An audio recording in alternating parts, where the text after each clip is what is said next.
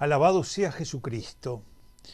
Estamos en el capítulo 15 del Evangelio según San Mateo y hemos invocado la acción del Espíritu Santo. Yo supongo que ustedes lo han hecho, pidiendo a Él que nos regale una comprensión de la Escritura, que podamos profundizar en ella. Leído la palabra de Dios con cierta calma y ahora vamos a escuchar esta ayuda, esta guía, que en este capítulo 15 es breve porque en realidad alguna cosa se repite y otras no necesitan excesiva explicación. Veamos esta visión general del capítulo 15. Del versículo 1 al 9 hay una nueva advertencia que hace Jesús sobre las tradiciones farisaicas. Del versículo 10 al 20 hay una doctrina que se va a esclarecer sobre lo que hace al hombre impuro. ¿Qué es lo que hace al hombre impuro? A partir del versículo 21 y hasta el 28 viene la curación de la hija de una mujer cananea. Del versículo 29 al 31 hay numerosas curaciones y del 32 al 39 hay una segunda multiplicación de los panes, es decir, una segunda acción por la que Cristo milagrosamente alimenta a esa multitud que va a escucharlo.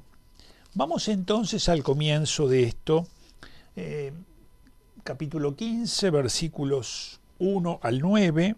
Entonces se acercan a Jesús algunos fariseos y escribas venidos de Jerusalén y les dicen: ¿por qué tus discípulos transgreden la tradición de los antepasados? La situación de animosidad y de problemas entre Cristo y los fariseos se ha agravado.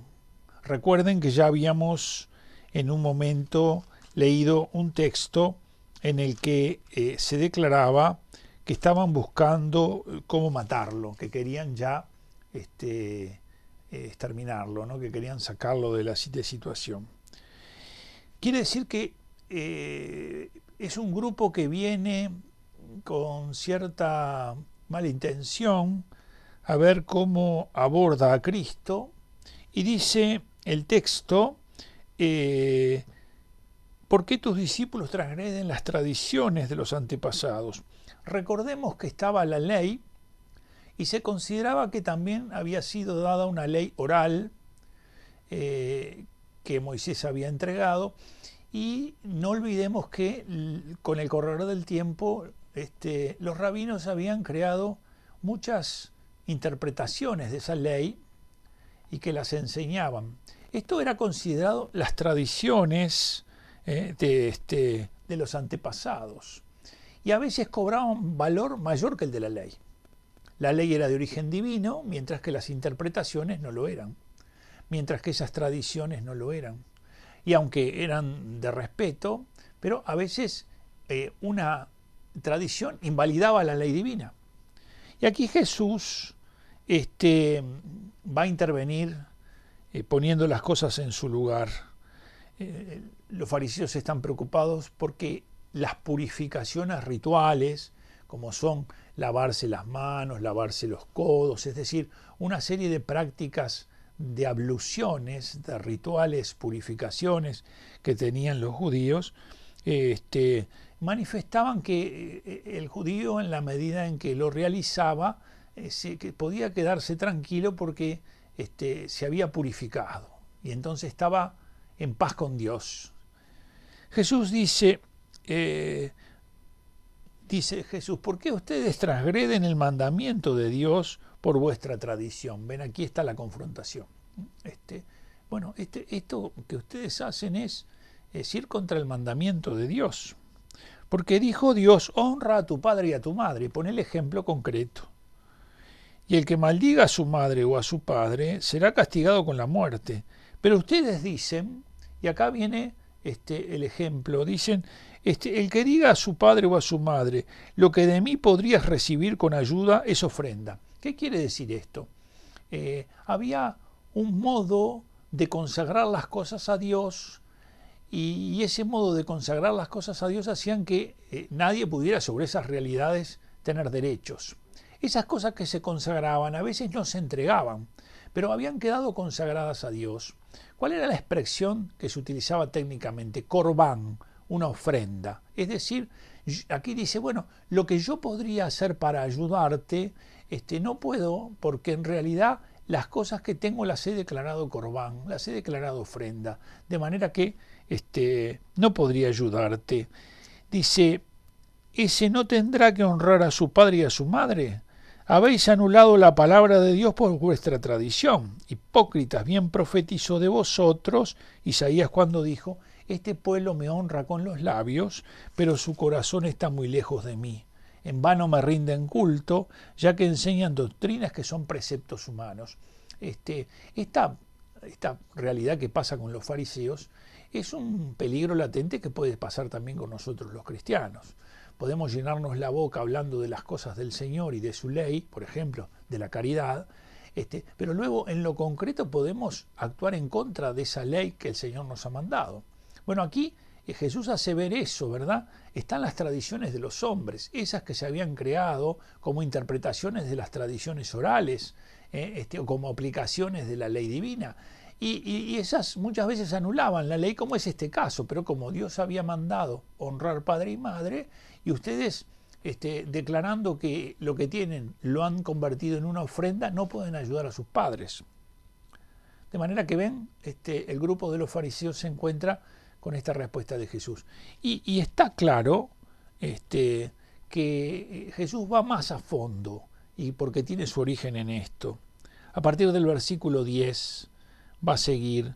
Dice, luego llamó a la gente, ya se desentiende de los fariseos, y les dice, entiendan, no es lo que entra en la boca lo que contamina al hombre, sino lo que sale de la boca, eso es lo que contamina. ¿Qué es lo que se quiere decir con esto?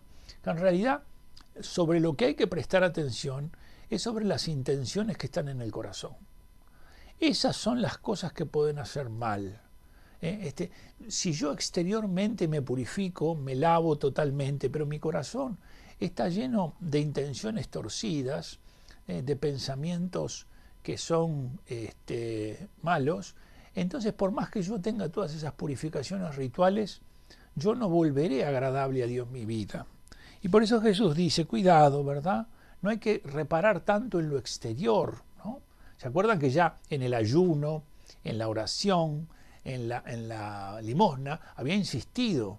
¿Por qué? Porque la realidad era buena, pero la realidad buena se pervertía porque estaban excesivamente atentos a un reconocimiento exterior, ¿no? a una admiración que los demás sintieran exteriormente, en la medida en que ellos se volvían practicantes que querían ser reconocidos por eso, exteriormente, ¿verdad? Lo exterior, lo visible exterior.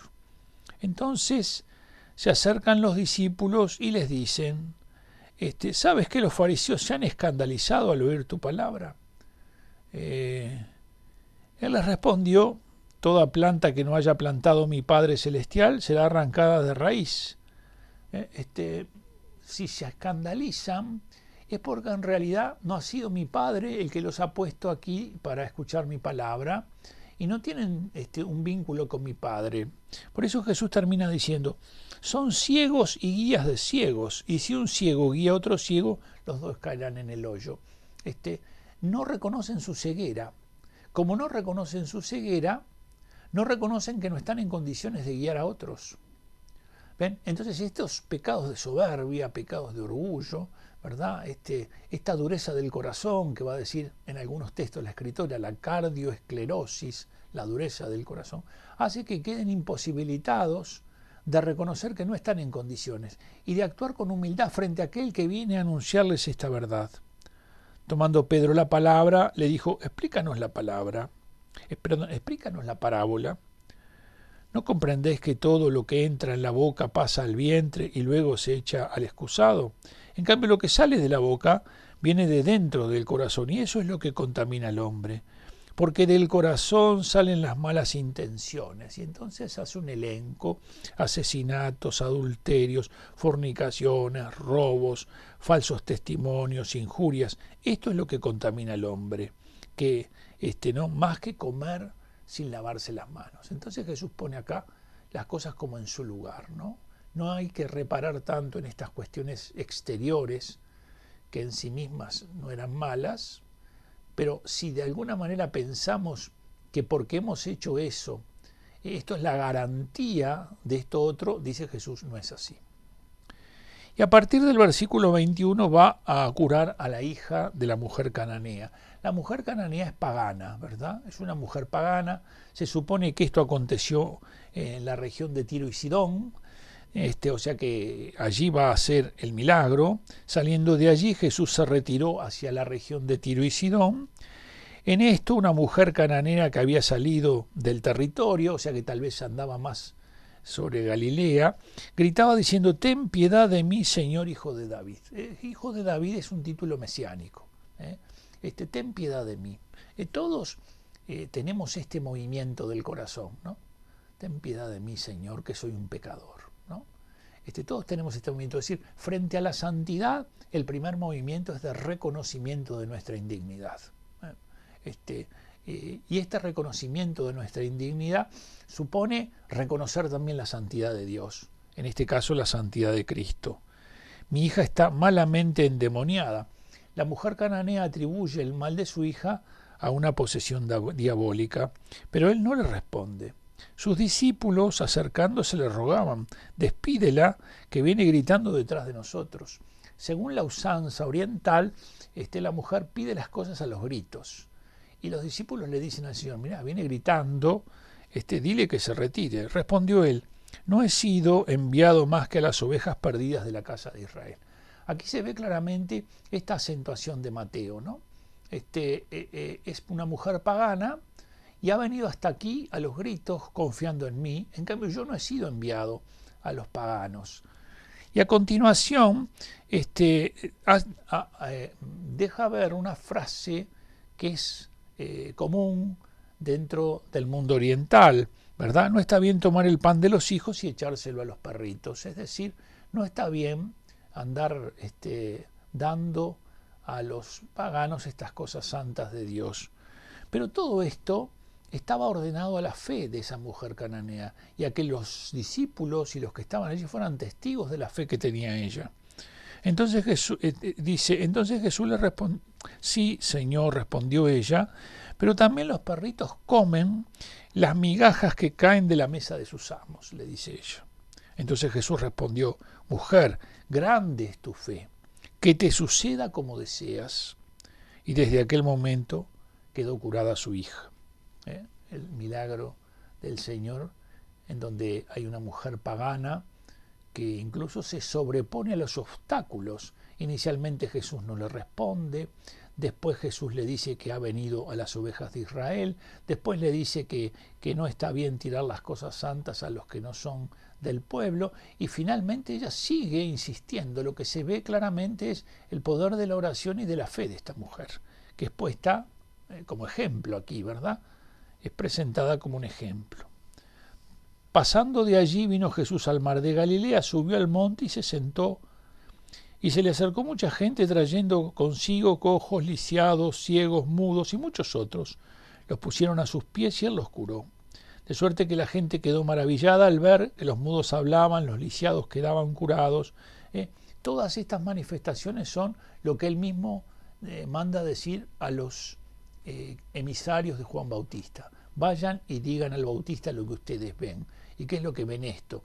¿Y qué significa estas cosas que se ven? Que el reino de Dios ha hecho irrupción en medio del mundo y que esta acción del reino hace retroceder el mal en todas sus manifestaciones. Y a partir del versículo 32 y hasta el final, hasta el 39, hay una segunda multiplicación de los panes. Los estudiosos, nosotros tratamos de evitar meternos en las cuestiones de los estudiosos, las cuestiones eruditas. Algunos dicen, está duplicado el relato, no son dos, es una. Algunos ven las diferencias, algunos miran en Marcos los paralelos, a ver Lo cierto es que en general se piensa que son 2 multiplicaciones, porque hay que pensar en esto: si el centro y el corazón de la enseñanza de Jesús es el Sermón del Monte, ¿hay que pensar que Jesús las bienaventuranzas las pronunció una vez sola? No, seguramente las haya pronunciado muchas veces. Mateo las conserva una vez sola, pero si nosotros, en lugar de mirar a Mateo, miramos al relato de Marcos sobre las bienaventuranzas, ¿qué es lo que vamos a ver? Que Mateo las presenta pronunciándolas en el monte y a Jesús allí como maestro que enseña la nueva ley. En cambio, si miras a Lucas, busca el paralelo de Lucas, ¿y qué vas a encontrar? Que las proclamó en un llano. Es entendible que eso haya sido así. De la misma es entendible de que el Señor incluso puede haber multiplicado los panes y los peces en más de una ocasión. Porque el Evangelio de San Juan dice algo que es muy importante tener en cuenta. Muchas más cosas hizo el Señor de las que están narradas en este Evangelio. Estas han sido escritas para que creyendo tengan vida en su nombre. De manera que está claro que no está todo lo que el Señor hizo narrado.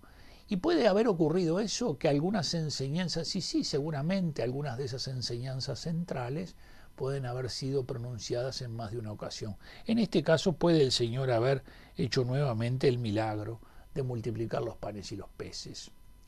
Que Dios te bendiga mucho y que sigamos adelante en este camino de la lectura del Santo Evangelio, de la palabra de Dios que viene a nuestro encuentro y que tiene el poder de liberar, pero también el de transformar nuestro corazón para que le podamos amar, para que le podamos servir y para que nos llenemos de gozo. Que Dios te bendiga en el nombre del Padre, del Hijo y del Espíritu Santo. Amén.